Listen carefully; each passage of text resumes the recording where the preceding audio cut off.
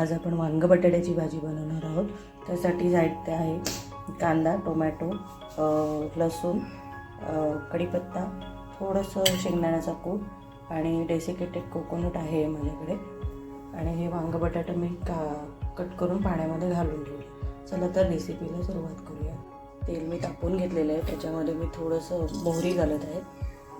मोहरी चांगली तडतडली की थोडंसं जिरं घालत आहे। जिरं घातलं की याच्यामध्ये लसूण घालायचं। मी हा साला सकटच टाकलाय कारण हा गावठी लसूण आहे।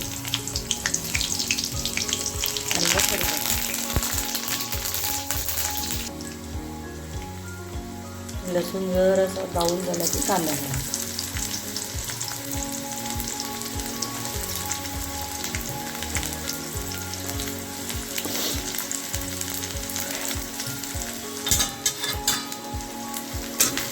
परतून घेऊया।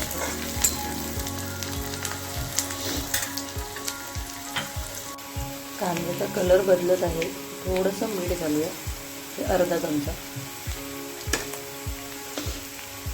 आणि मग टोमॅटो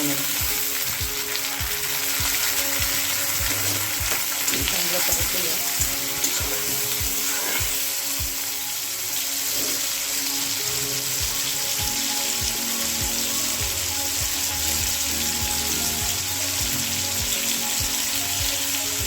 परतून झालं की हे 2 चमचे डेसिकेटेड कोकोनट आहे, ते घालून पण परतून घ्या।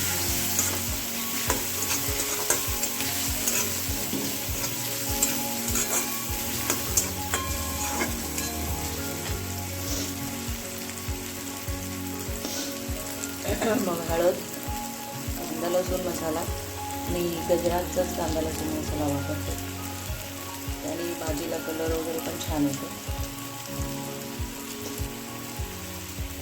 आणि लाल तिखट म्हणजे कलरसाठी वापरते।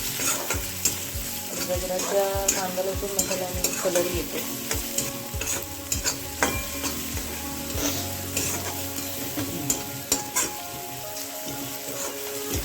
चांगलं परतलेलं आहे, तुम्ही बघू शकता। आता याच्यामध्ये आपण वांग आणि बटाटे चिरून घेतलेले पाण्यात घालून ते घालूया।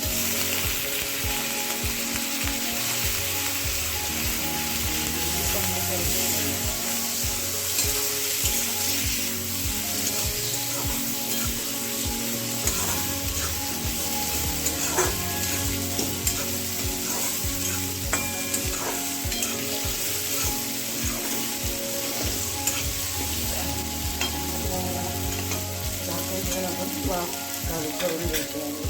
आपण चेक करून घेऊया।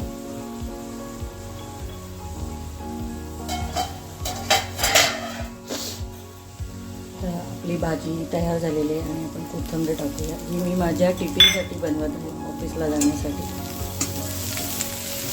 त्याच्यासोबत मी बाजरीची भाकरी घेऊन जाणार आहे, मी तुम्हाला नंतर दाखवते। तर बघू शकता की पाणी अजिबातच टाकलेलं नाही आहे, म्हणजे तेलावर आणि वाफेवरच ते शिजवून घेतलेलं आहे। पुन्हा एकदा चांगलं हलवून घेऊया।